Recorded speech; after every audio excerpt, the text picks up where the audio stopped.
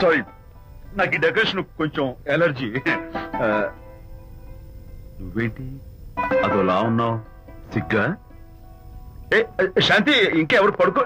శాంతి, అయ్యో ఏంటి శాంతి, నువ్వు అడ్వాన్స్ అయిపోతున్నావు. అడ్వాన్స్ కాదు, ఏం కాదు. ఏంటండి, మన పెళ్లికి వచ్చిన వాళ్ళకి కొంచెం బుద్ధుండక్కర్లేదు?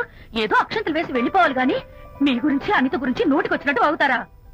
మా అమ్మ మాత్రం అదేంటి అల్లుడు గారు ఎర్రతోని పిల్లతో ఆ ఎకలేంటి పక్కపక్కలేంటి అలా రాసుకు పుసుకు తిరగడం ఏంటి, ఇదెక్కడ చూద్యమే అని బుగ్గ నొక్కుంది. శాంతి, పైగా మీతో నేగ్గా మాట్లాడి అనిత గురించి కూపిలాగమంది.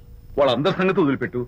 అసలు నువ్వు నా గురించి ఏమనుకుంటున్నావు? ఏంటండి మీరు, ఏంటి మీరు అసలు మీరు నా గురించి ఏమనుకుంటున్నారు? షిడ్నీ షెల్డన్ జెఫ్రీ ఆర్చర్ నవలలు చదివిన దాన్ని నేను పోయి అలా అనుకుంటానా? అరే వా. కానీ బయట వాళ్ళు మాత్రం మీ గురించి బ్యాడ్ గా అనుకుంటే నేను భరించలేనండి. అసలు నీకు నా మీద డౌట్ లేనప్పుడు ఎవరేమనుకున్నా నీకేంటి? అది నిజమేననుకోండి, కానీ నాకు డౌట్ వచ్చే పరిస్థితి మాత్రం రానివ్వనని ప్రామిస్ చేయండి.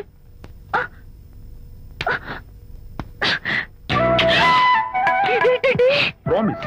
అయ్యో, ఇదేం ప్రామిస్ అండి? ప్రామిస్ చేయడంలో ఇదో కొత్త టైపు డెకరేషన్. ఇంకోసారి చేయనా? పోండి. అందంతో పాటు అర్థం చేసుకునే భార్య దొరికినందుకు ఐఎమ్ రియలీ హ్యాపీ.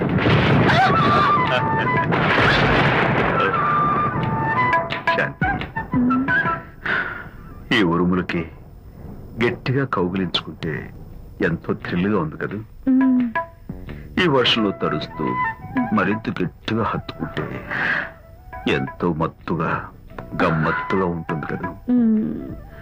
మన ఈ డెకరేషన్ ని వర్షంలో పెట్టుకుందాం. తడిచిపోతామండి. ఐ లవ్ యూ శాంతి.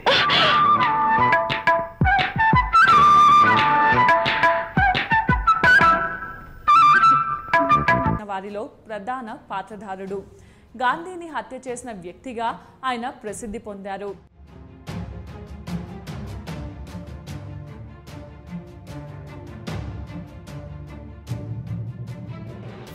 గాడ్సే పూర్తి పేరు నాథూరామ్ వినాయక్ గాడ్సే.